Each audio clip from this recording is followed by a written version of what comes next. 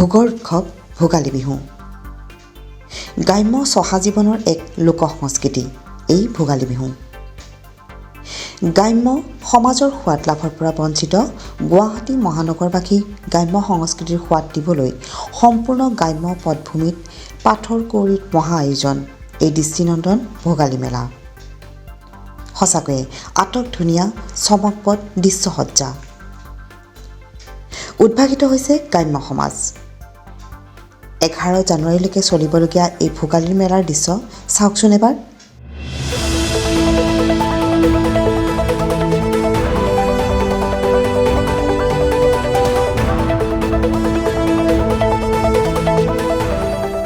পোনপ্ৰথমে মই আপোনালোকৰ চেনেলৰ জৰিয়তে সমগ্ৰ অসমবাসীলৈ নৱবৰ্ষৰ ইংৰাজী নৱবৰ্ষৰ শুভেচ্ছা জ্ঞাপন কৰিলোঁ। লগতে যিহেতু আপোনালোকে দেখা পাইছে এতিয়া ভোগালী সমাগত, আমি পাথৰগুৰি ভোগালী বিহু উৎসৱ উদযাপন সমিতিয়ে এইবাৰ 6ষ্ঠ বৰ্ষৰ বাবে আমি এই ভোগালী বিহু উদযাপন কৰিবলৈ লৈছোঁ। আচলতে আমাৰ এই অনুষ্ঠানটো আয়োজন কৰাৰ উদ্দেশ্যটো হ'ল গুৱাহাটী মহানগৰীত ভোগালী বিহুৰ যিটো ভোগ অৰ্থাৎ ভোগালীৰ মাদকতা এই বস্তুটো নাপায়। কংক্ৰিট গুৱাহাটী মহানগৰীত এই বস্তুটো নাই।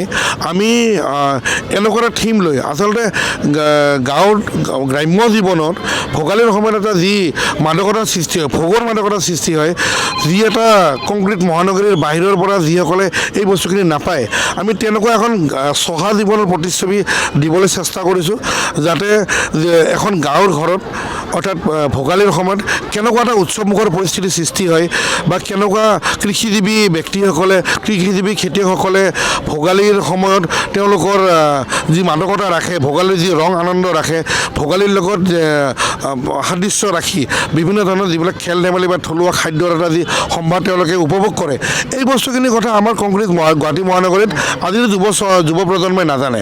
আজি আপুনি ইতিমধ্যে দেখা পাইছে, আমি চহা জীৱনৰ গ্ৰাম্য অৰ্থনীতিৰ এটা প্ৰতিচ্ছবি ইয়াত দাঙি ধৰিছোঁ। এখন ঘৰ, এইটো বৰঘৰ, এইটো বৰঘৰ এটা।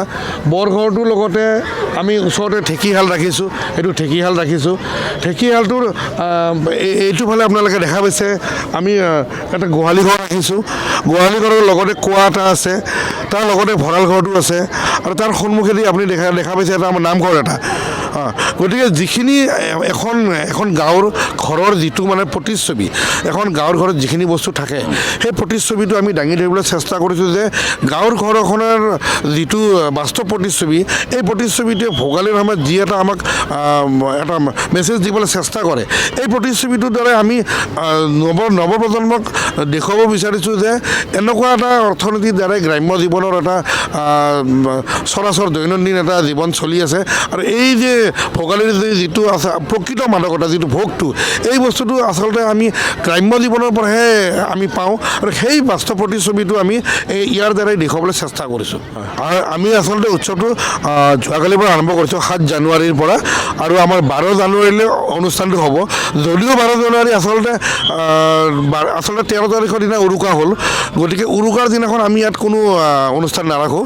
উৰুকাৰ দিনাখন আচলতে সকলোৱে যিহেতু ঘৰে ঘৰে যিহেতু উৰুকাটো পালন কৰে, গতিকে উৰুকাৰ আগদিনা 12 তাৰিখে আমি আমাৰ স্থানীয় যিখিনি ব্যক্তি আৰু যিখিনি আমাৰ শুভাকাংক্ষী আছে, সকলোৱে লগ হৈ আমি ইয়াতে লগ-ভাত খাম। AIN লাইভৰ গুৱাহাটীৰ প্ৰতিনিধি বিশ্বজিৎ সাহাৰ এক প্ৰতিবেদন।